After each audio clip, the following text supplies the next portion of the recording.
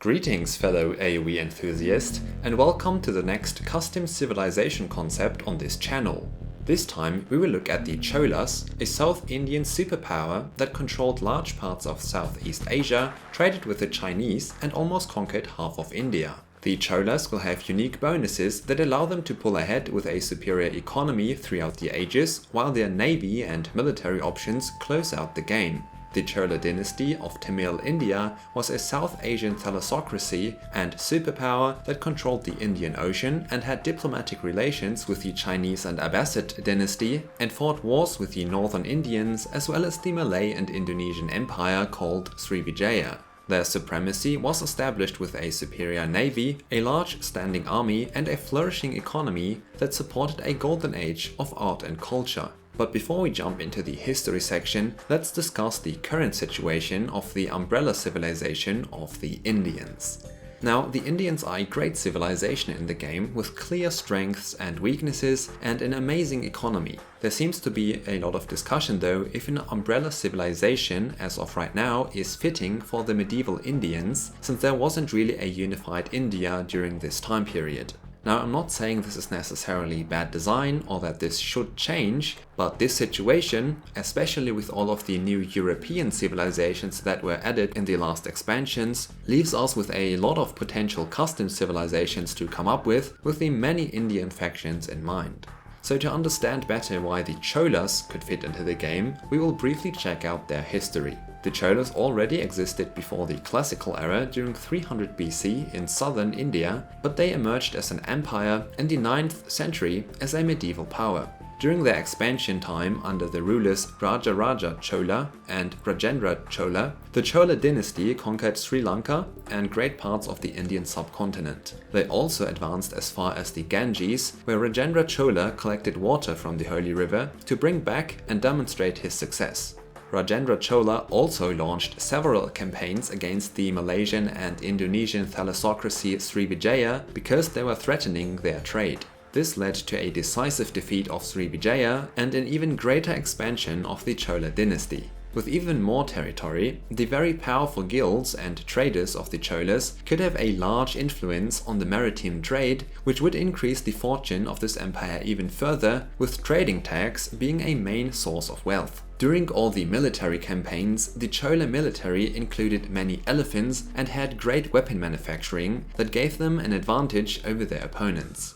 Not to speak of their mighty navy, that was the most powerful navy of ancient India and played a crucial role during their expansion up north and across the Indian Ocean. One of the port cities that constructed military vessels was the capital city of Pumbuhar. The Cholas developed a very advanced government system that would strengthen their influence and keep the empire stable. This led to a prosperous era with great art and many architectural achievements like the great temples. The Chola dynasty was mainly practicing the Hindu religion, which would also spread through their conquests. Because the Cholas were so wealthy, they even built and established hospitals to cure the sick and wounded and would also maintain these through government funding.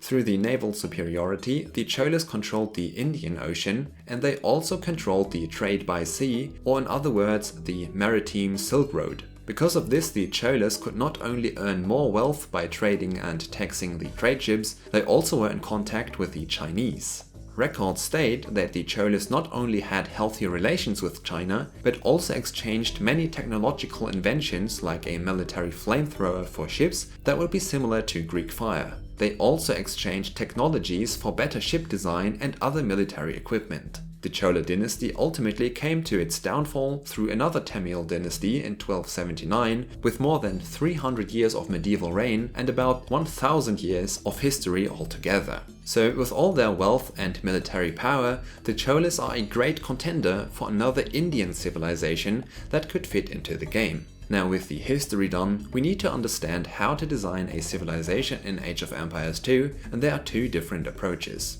The first one is something the game might be missing, such as a bonus, tech or a unit design that you can center the civilization concept around. With this approach, the civilization name is not as relevant as the bonuses. The second approach is needed if we have a specific civilization name in mind and the bonuses are not as important as the civilization itself. The bonuses are added after you have decided what fits the general theme of your specific civilization. Most importantly, however, a civ design should always aim at a fun way to play the game, providing balanced options for both the player and the opponent. For this video, I used the second approach of a specific civilization name, since I really wanted to make a concept for the Cholas.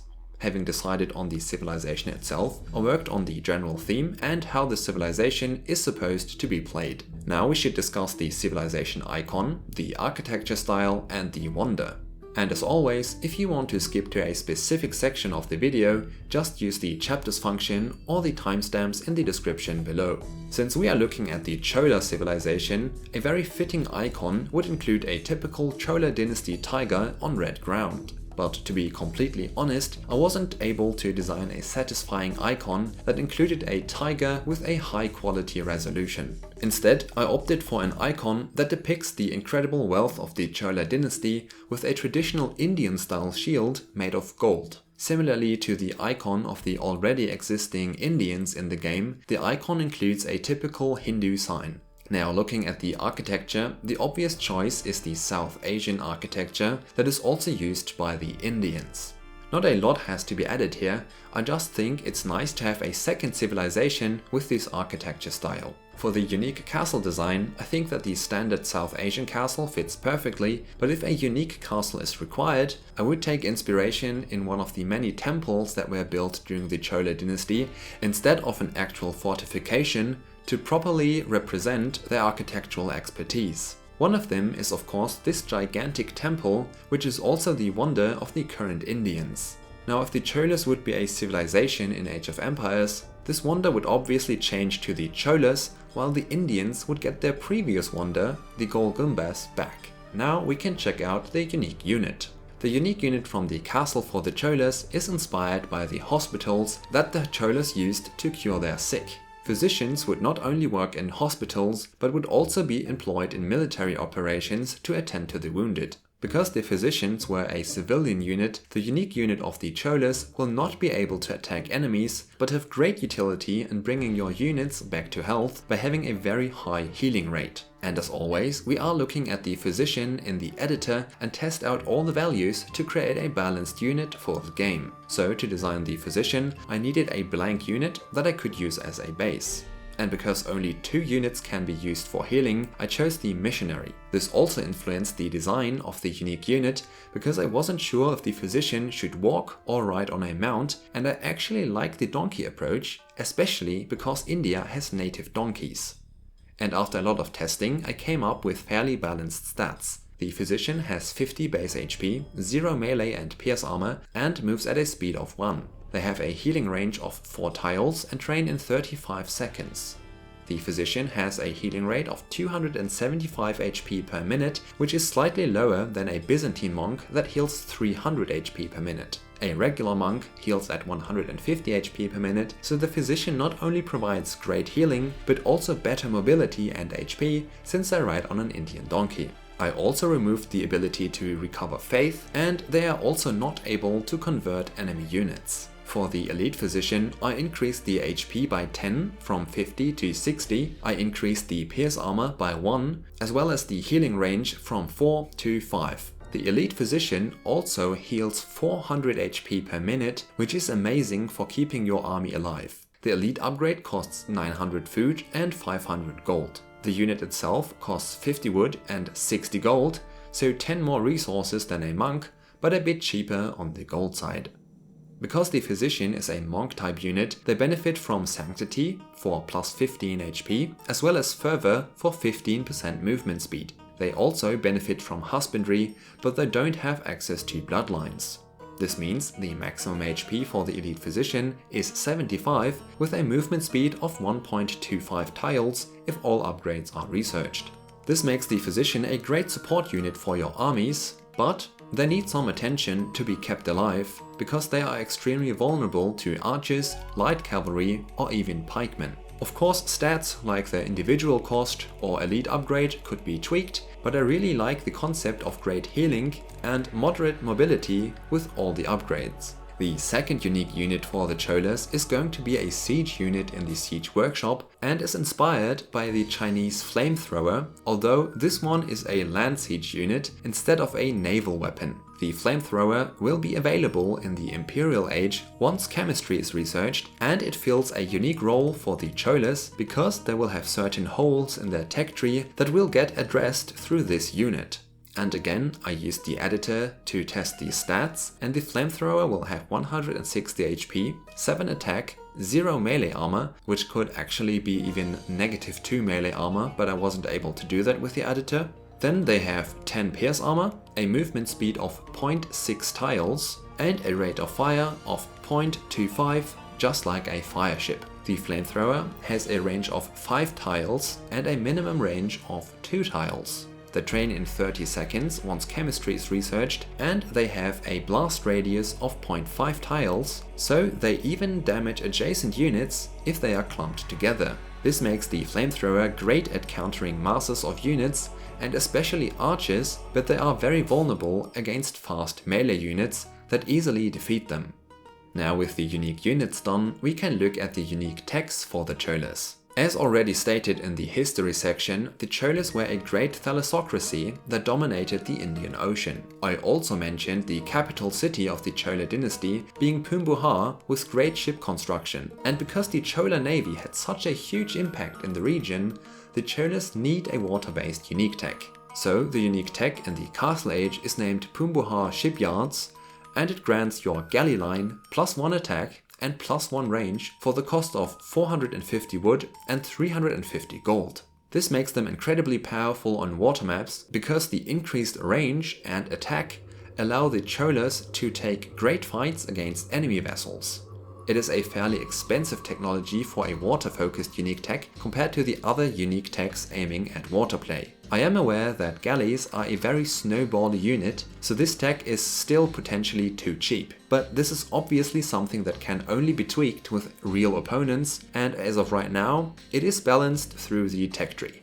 Keep in mind that this technology costs wood, which is the most important resource on water maps. On the other hand, your economy on water maps is already mostly focusing on wood and gold, so this tech might be easily affordable. So as you can see, water balance is not so easy. For now, the tech costs 450 wood and 350 gold. The second unique tech is inspired by the connection between the Chola dynasty and the Chinese in regard to trading as well as education. I wanted the Cholas to have a cool and unique playstyle with siege weapons, and the Chinese had great engineers that constructed their siege weapons. This is already shown by the unique flamethrower unit, but I wanted another cool option. And again, the flamethrower from the Siege Workshop is filling a hole in the tech tree, and now you will see why. So the Imperial Age unique tech enables their trebuchets to launch additional projectiles, so they deal triple the damage. The technology cost is 900 wood and 600 gold, which is equivalent to about 3 to 4 trebuchets. This insane destructive power on a single unit is of course balanced through the cost and the tech tree, as I've already stated. So because of this, the Cholas will be the only civilization that will lack the capped ram upgrade. This means that they have to rely on their Chinese engineered trebuchets with multiple projectiles to pressure buildings, and they cannot rely on rams to counter archers. But as you might have guessed by now, the flamethrowers with 10 pierce armor will be a great alternative, albeit an expensive one. Those were the unique techs, and now we can check out the civilization bonuses. The Cholas are, as already mentioned, a naval civilization, but you could also describe them as an economic civilization, similarly to the Indians, Chinese or the Vikings. The difference for the Cholas, however, is that they only get economic bonuses to reflect their wealth and expansion during their period. I wanted to design a civ that wouldn't have any military bonuses and only a great economy to carry them through the game. Now for the first bonus, I took into account that the Cholas emerged relatively early, as soon as 300 BC, and slowly grew stronger. So to represent this, the Cholas start the game with +25 of each resource. This will enable them to do everything a tiny bit faster, similarly to the Persians. For example, the additional food slightly smoothens out build orders, and the additional wood can contribute to the first fishing ship on nomad maps. More interestingly, the additional gold can be used for early aggression, and the extra stone enables them to make a defensive tower and still build a town center in the Castle Age. The second bonus is also inspired by the incredible wealth of the Chola dynasty. This was of course achieved through trade and taxing, as well as their exploits of defeating their enemies. I wanted the Cholas to be able to have an economic advantage that would also translate to a great military advantage, since the Cholas were great conquerors. So every technology, except monastery technologies, will cost minus 25% gold. This means that unit upgrades, blacksmith technologies, ballistics and chemistry and so on are 25% cheaper on the gold side. To make this bonus extra spicy, it includes the age advancements, so the Cholas save 50 gold on the way up to the Castle Age and 200 gold on the way to Imperial. Because this bonus starts right from the beginning of the game, the Cholas are able to pull off some very aggressive early strategies with militia, men-at-arms or archers. Of course, this is a great bonus to get an early advantage, but since the Chola dynasty already vanished in the 13th century, this will reflect in the technology tree, so don't worry about the Cholas being overpowered. For the third and last bonus for the Cholas, I wanted something for their fishing ships, because a thalassocracy is obviously relying on fishing. At first I had them with faster movement speed and increased carry capacity, but during testing I noticed how overpowered that would be. So after a lot of balance approaches, the Chola fishing ships simply carry +5 resources for a total of 20 instead of 15 food per trip. This makes them slightly more efficient on longer trips, because they spend less time traveling and more time gathering. The gathering rate stays obviously the same, so this is similar to the wheelbarrow or the Aztec bonus, but for fishing ships only. They could be compared to Japanese fishing ships, but without the extreme durability, and Japanese fishing ships get a lot better every age. Now we can skip over the unique units and the unique techs, because you already know them, and we can look at the team bonus. And for the team bonus, I wanted the Cholas to have an elephant related bonus, because the sources emphasize how important elephants were in their army. Now I was thinking about a very powerful unique tech that benefits their elephants before, but I decided against that for 2 reasons. The best bonuses for elephants are already taken by the other elephant civilizations, and the sources state that Cholas had many, but not necessarily super amazingly mega powerful elephants. So the team bonus for the Cholas lets you create elephant units 20% faster. But I want you to pay attention to the phrasing. The bonus states elephant units. This means that not only your battle elephants are created in 19 seconds instead of 24, but also Persian war elephants and Indian elephant archers are created in 20 instead of 25 seconds respectively. A great team bonus that encourages playing with cool units, right? These are all the bonuses, and you have already seen the unique unit and technologies, as well as the team bonus. Now when we look at the civilization bonuses of the Cholas, it is clear that their economy is designed to get an early advantage on the way through the ages. Similarly to the Celts, most of the bonuses can be used starting in the Dark Age, which enables incredibly fast timings. While the Indians could be described as a reactive counter-civilization, the Cholas are a very aggressive and active civilization that usually wants to be in the driver's seat. So as you can see, their entire playstyle is focusing on getting small advantages through their early bonuses, so they can win in later stages of the game, where they eventually win with powerful unique techs and good units. With that being said, we can look at their tech tree. As we can see, the archery range of the Cholas offers all the options with fully upgraded arbalester, elite skirmishers, hand cannons and cavalry archers. The Cholas will be missing out on Parthian tactics however, so their cavalry archer survivability decreases in the late game. Keep in mind that the Cholas can utilize a fast Imperial strategy with the cheaper Imperial Age, as well as cheaper upgrades on their arbalesters. This makes their archer play really dangerous and a great option on land maps. Moving on to the barracks, the Cholas have access to both champions and halberdier, since the Cholas had a large standing army that included infantry as well. They are missing the squires upgrade however, so their infantry is slightly slower than those of other civilizations. Looking at the stable, the Cholas have many options in light cavalry, cavalier as well as the battle elephant line. Now, because the Cholas are designed to be an aggressive civilization and their early bonuses ensure a fast power spike, the stable needs a lot of attention for proper balance. First of all, let's look at bloodlines. The Cholas are missing this technology because it's easier for them to advance to the Castle Age, where fully upgraded knights can be so strong that their opponent might not be able to come back. Compare this to the Vikings and Burgundians, who have strong power spikes in Castle Age because of their superior economy. Both are missing the Bloodlines technology and either have to switch out of knights later in the game or have to invest resources and time to upgrade their knights. So regular knights are still a strong unit, they just don't scale too well into the late game. The Cholas will also not have the Hussar upgrade available because they have the potential for strong power spikes in the early game, so you usually want to close out the game before you need to rely on trash units. But since they will have all the armor upgrades, their light cavalry can be compared to, for example, the Britain light cavalry, which is still a useful tool in your army. And last but not least, the Cholas have access to battle elephants that are produced 20% faster thanks to the team bonus, and you are also able to upgrade to elite battle elephants for 25% less gold. This means you will spend 675 gold instead of 900.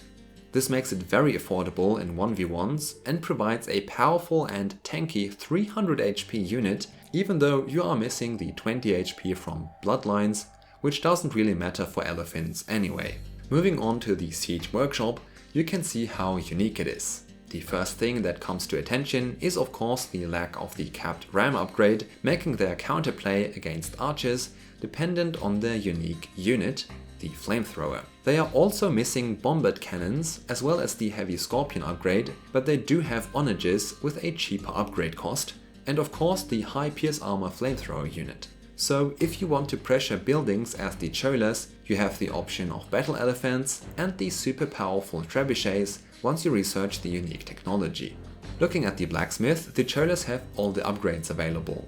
Because of the power potential of the early economy bonuses, I was thinking about removing the last archer armor upgrade, which would also emphasize an even more aggressive playstyle to win the game early. But for now I decided against it. When we check out the dock, we can see that the Cholas, as a naval civilization, have amazing options in the Castle Age, combined with the unique tech that affects their galley line. The Cholas are however quite limited in the late game, with only their galley line being fully upgraded. Fireships and demo ships don't get the third upgrade to balance the extremely powerful galleons with +1 range and +1 attack. The Cholas are also missing the shipwright technology because of the high individual strength of your units. This makes their waterplay quite unique, with a looming weakness in the late Imperial Age because you can't replace your ships as easily as maybe other civilizations. The University has all the upgrades in the Castle Age except Fortified Wall, and you have Masonry and Architecture available because of the many great temples that were built by the Cholas. They obviously don't have siege engineers because of their unique tech, and their towers are quite bad, making them not too good at defending, but emphasizing aggression instead. In the castle, the Cholas have access to every technology except sappers, and you can also see the details of their unique options. Moving on to the monastery, the Cholas as a Hindu civilization have access to all the basics like sanctity and fervor, which is also affecting your physicians. But they are missing redemption to convert siege and buildings, as well as heresy and block printing. This means their monastery is quite okay, but nothing too special to rely on. I was thinking of removing herbal medicine because of the healing rate of your physicians, but because they had their hospitals, I decided to keep it. And last but not least, the Cholas have access to all the economy upgrades except stone shaft mining and crop rotation. They do have guilds, because the Cholas had a huge guild dependent economy, so not having it wouldn't fit. Now, this was the tech tree, and I do think the Cholas have cool and unique options that encourage you to apply pressure early. In the Dark Age, you have the option to go for up to 4 militia aggression without taking gold because of the extra 25 gold in your bank and the discounted loom technology. On hybrid or water maps, your economy is supported by better fishing ships, so you get more food for each trip. This makes them really smooth if fish is available. On the way up to the feudal age, you can also decide to go for a men-at-arms into archers strategy, since your extra gold and cheaper men-at-arms upgrade are really easy to use. Aside from that, their feudal age is relatively generic, without bloodlines and not too many gold techs. What comes in handy now is that their advancing to the castle age is also cheaper on the gold cost, so you are potentially advancing slightly faster with more gold in the bank to access. On land maps you can utilize your cheaper upgrades, which helps a lot with archer play, or you can afford the upgrades for counter units more easily. This bonus shines especially on water maps, where you want to afford the dock upgrades as well as blacksmith upgrades as soon as possible. On water maps you probably also want to aim for a castle for the unique tech Pumbuha shipyards to gain an advantage. The unique unit will also help you with elephant play, since they usually get hard countered by pikemen, and you can now out-heal a little bit of the damage. And again, the gold bonus also helps you with advancing to the Imperial Age for 25% less gold, so you can advance slightly faster and you are able to afford upgrades a bit faster too. On water maps, you want to double down on your galleon advantage, and on land maps, you have the option to play arbalester or elephants. Other cavalry units are viable too, because you have all the armor and attack upgrades in the blacksmith. Once you are in mid to late Imperial Age, you might have reached the Chola Death Ball, consisting of arbalesters, elite battle elephants with healing physicians behind them that can partially out-heal halberdier damage, as well as trebuchets with the unique Chinese engineer technology that absolutely deletes enemy buildings. All in all, the Cholas are a great aggressive civilization with cool options to play with, including powerful timings and power spikes. The Cholas are a great civilization for 1v1 games, but can also be used for team games because they bring both arbalesters and elephants to the table. The Cholas are probably more of a hybrid or water map civilization, but can also pull off solid strategies on pure land maps like Arabia. They might not be the best civilization on closed maps because their bonuses kick in early and you usually want to use them early as well. So in conclusion, the Cholas are a unique and powerful naval civilization that I would love to see in the game. But what do you think? How do you like the Cholas, and what civilization concept would you like to see next? With all that being said, have a good one and keep customizing.